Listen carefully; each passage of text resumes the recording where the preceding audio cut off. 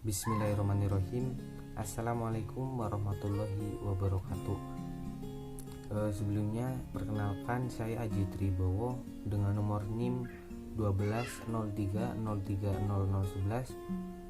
dari Prodi Hukum Tata Negara semester 2 kelas HTN 2A.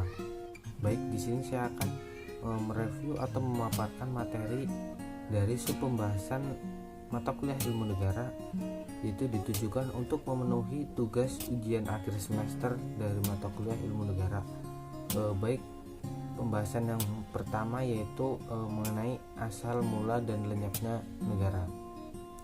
Dalam asal mula negara ini terdapat 4 teori. Yang pertama yaitu ada teori masa kekuatan, kemudian teori masa positivisme, kemudian masa teori modern, dan yang keempat yaitu ada masa abad pertengahan.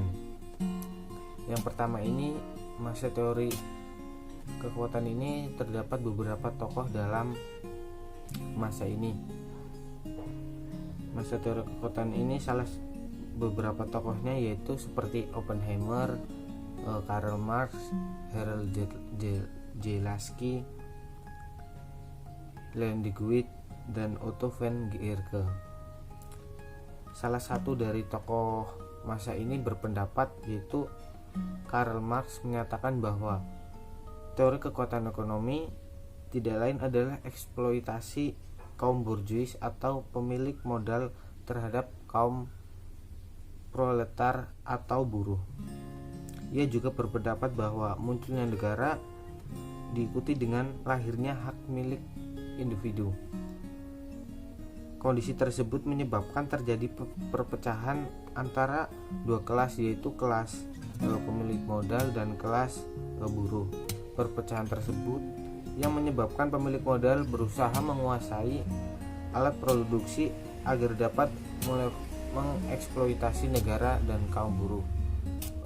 Kemudian yang berikutnya yaitu masa positivisme. Masa ini berpandangan bahwa asal mula negara itu karena adanya keterdesakan dari masyarakat yang membutuhkan regulasi atau bingkai perundang-undangan, yang diharapkan kehadiran negara itu mampu untuk memberikan kontribusi dalam menertibkan masyarakat dalam bingkai hukum atau konstitusi. Kemudian yang keempat yaitu masa teori modern. Masa ini itu ada dua tokoh, yaitu Karnenberg dan Luhmann. Karnenberg berpandangan bahwa negara lahir karena adanya komunitas manusia yang disebut sebagai bangsa. Negara akan lahir apabila terdapat suatu bangsa. Oleh karena itu, bangsa menjadi fondasi terciptanya sebuah negara. Yang kedua yaitu Luhmann berpandangan bahwa negara lebih dulu ada tercipta sebelum terciptanya bangsa. Luhmann berpandangan bahwa negara dengan kekuasaan yang dimilikinya kemudian menciptakan suatu bangsa, sehingga bangsa itu karena adanya suatu negara. Kemudian dalam masa abad pertengahan yaitu berpendapat bahwa asal mula negara karena terjadinya ketidakadilan dalam sebuah tatanan masyarakat. Beberapa tokoh dalam masa ini yaitu seperti Niccolo Machiavelli, John Bodin, Francisco Suarez, Hugo Gratius, dan Thomas Hobbes. Selanjutnya, teori lenyapnya negara yang pertama yaitu ada teori organis. Teori ini berpandangan bahwa negara tertentu akan lenyap seperti organisme hidup.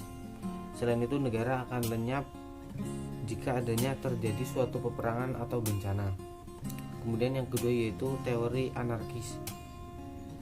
Teori ini berpandangan bahwa untuk menghapuskan atau melenyapkan harus dilakukan dengan cara menghancurkan organisasi tersebut, yaitu dengan jalan maksud yaitu terorisme. Kemudian yang ketiga yaitu teori Marxisme. Marxisme ini berpendapat bahwa jika masyarakat yang adil dan makmur terwujud, di sana tidak ada lagi perbedaan kelas lagi. Karena tidak ada lagi perjuangan kelas, maka disitulah negara bisa dikatakan lenyap. Yang terakhir yaitu teori mati tuanya negara. Teori ini berpandangan bahwa negara sebagai suatu susunan tata paksa tidak perlu dihapus, diperangi, ataupun karena keberadaannya, berdirinya, atau hilangnya negara sesuai dengan hukum yang berlaku. Dengan kata lain, negara berdiri ataupun lenyap menurut syarat objektifnya sendiri, misal karena usia negara ataupun karena unsur pemerintahan dari negara tersebut. Kemudian pembahasan yang selanjutnya atau materi yang selanjutnya yaitu tujuan dan fungsi negara 1. Yang pertama itu ada teori Lord Sang. Teori ini berpandangan bahwa tujuan negara adalah untuk mengekspos tentang keadidayaan atau kekuatan dari negara itu tersendiri. Kemudian yang kedua yaitu teori Niccolo Machiavelli, yaitu terdapat 3 tujuan, yaitu yang pertama untuk menciptakan ketertiban, yang kedua untuk memunculkan negara sebagai adidaya atau kuat, dan yang ketiga yaitu bagaimana membuat rakyat tunduk terhadap keputusan-keputusan dari negara itu sendiri. Kemudian teori Dante Alighieri. Teori ini memiliki tujuan dan fungsi negara, yaitu yang pertama untuk menciptakan perdamaian dan ketertiban dunia, dan yang kedua yaitu ia lebih memfokuskan atau memposisikan agama di bawah negara. Kemudian yang ketiga itu ada teori John Locke. Teori ini berpandangan bahwa tujuan dan fungsi negara ialah sebagai bentuk pelindungan dari hak asasi manusia. Kemudian materi yang selanjutnya yaitu tujuan dan fungsi negara 2. Yang pertama ada teori Immanuel Kant, berpandangan bahwa tujuan dan fungsi negara adalah membebaskan warga negara dan masyarakat dari sifat yang mendiskriminatif. Artinya memberi hak keleluasaan terhadap warga negaranya. Kemudian yang kedua itu pandangan paham sosialis. Kemudian yang kedua itu pandangan paham sosialis. Pandangan ini sebenarnya tidak jauh berbeda dengan pandangan teori Immanuel Kant. Jadi keberadaan negara memiliki tujuan dan fungsi untuk menciptakan sifat-sifat non-diskriminatif, kemudian menciptakan nilai kesamaan yang berkembang di masyarakat. Kemudian yang ketiga itu pandangan paham liberalis kapitalis. Pandangan ini berpandangan bahwa sebuah negara memiliki tujuan dan fungsi untuk memberikan keleluasan sebebas-bebasnya kepada individu yang menghuni atau menempati negara tersebut. Dan yang keempat yaitu pandangan paham sosial demokrat. Pandangan ini berpandangan bahwa negara hadir untuk memberikan jaminan kesejahteraan terhadap masyarakat negara itu dengan bagaimana mewujudkan sebuah kesejahteraan dan kedamaian di negara tersebut. Materi yang selanjutnya yaitu mengenai tipe dan bentuk susunan negara. Yang pertama yaitu negara kesatuan. Negara kesatuan adalah bentuk suatu negara yang merdeka atau berdaulat dengan satu pemerintahan pusat yang berkuasa dan mengatur seluruh daerah. Namun dalam pelaksanaannya negara kesatuan ini terbagi ke dalam 2 macam, yaitu sentral dan otonomi. Yang pertama yaitu negara kesatuan sistem sentralisasi, adalah pemerintahannya langsung dipimpin oleh pemerintah pusat, sementara pemerintah daerah di bawah melaksanakan kebijakan dari pemerintah pusat. Kemudian yang kedua yaitu dengan sistem desentralisasi, adalah sebuah sistem kepala daerah diberikan kesempatan untuk mengurus pemerintahannya di wilayahnya sendiri atau dengan istilah otonomi daerah.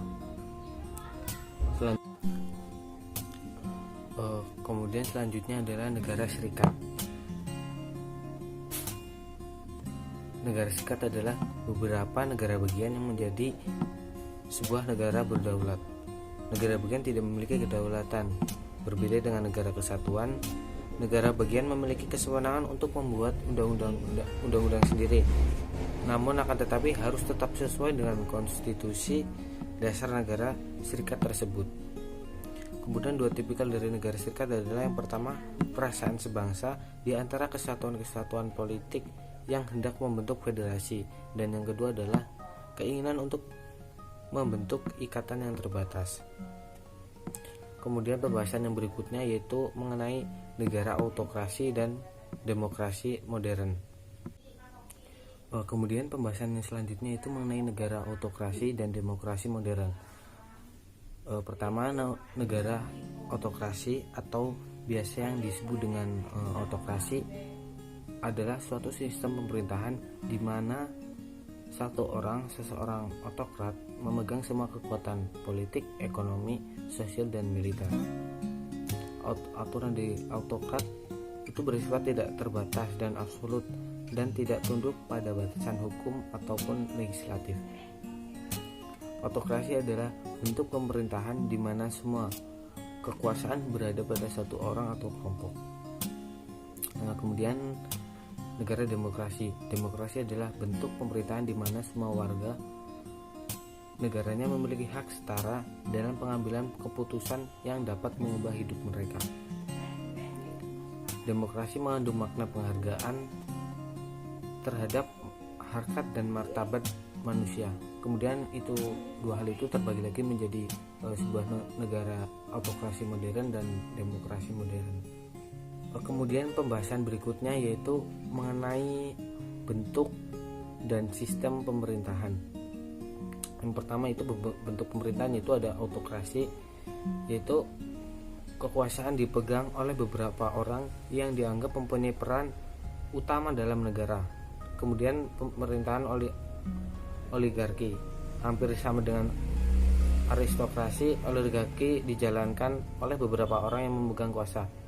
Bedanya mereka ini diangkat dari sebab kekayaan, keluarga, ataupun memiliki sebuah kekuasaan dalam militer.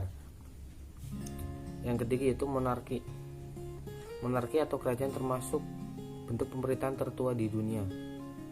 Negara dipimpin oleh raja, kaisar, syah, ataupun ratu yang berlangsung dalam kurun waktu seumur hidup.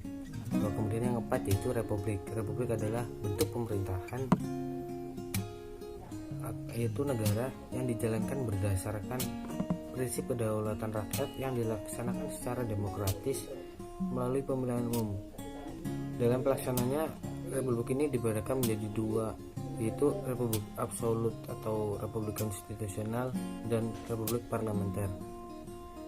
Kemudian siklus teori. Monarki merupakan bentuk pemerintahan yang baik karena mengutamakan kepentingan umum. Namun hal itu hanya pada awal saja, karena lama-kelamaan raja tidak lagi memperhatikan rakyat. Maka muncullah pemberontakan dari rakyat untuk mengambil alih kekuasaan. Kemudian yang berikutnya yaitu demokrasi.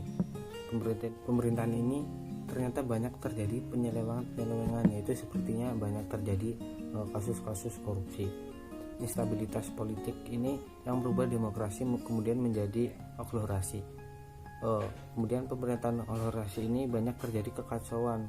Kemudian muncul seseorang yang kuat dan berani untuk mengambil alih kekuasaan. Nah, pada akhirnya kembali lagi pemerintahan okhlorasi dipegang satu orang dan kembali lagi menjadi sebuah monarki dan sistem pemerintahan parlementer. Kemudian pembahasannya terakhir yaitu mengenai teori pembagian kekuasaan dan lembaga-lembaga negara. Pelaksana pembatasan kekuasaan menurut Maurice Davenger ada 3 macam usaha yang dapat dilakukan. Yang pertama itu secara langsung, kemudian yang kedua itu menambah atau memperkuat kekuasaan pihak yang diperintah, dan yang ketiga yaitu dengan cara mempertimbangkan suatu usaha untuk mengendalikan kelaliman pihak penguasa dari masyarakat atau negara yang satu terhadap masyarakat atau negara yang lain. Selanjutnya itu trias politika.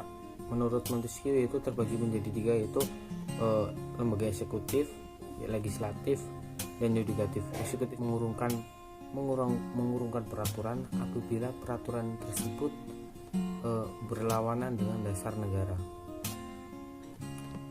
Pemegang lembaga yudikatif ini biasanya yaitu hakim, karena hakim diberikan hak istimewa dan kebebasan karena kepala negara tidak memerintah hakim. Bahkan seseorang hakim dapat menghukum kepala negara dengan catatan bahwa kepala negara tersebut telah terbukti melanggar sebuah peraturan hukum. Ya, mungkin sekian dari saya yang dapat saya sampaikan, dan lebihnya saya mohon maaf.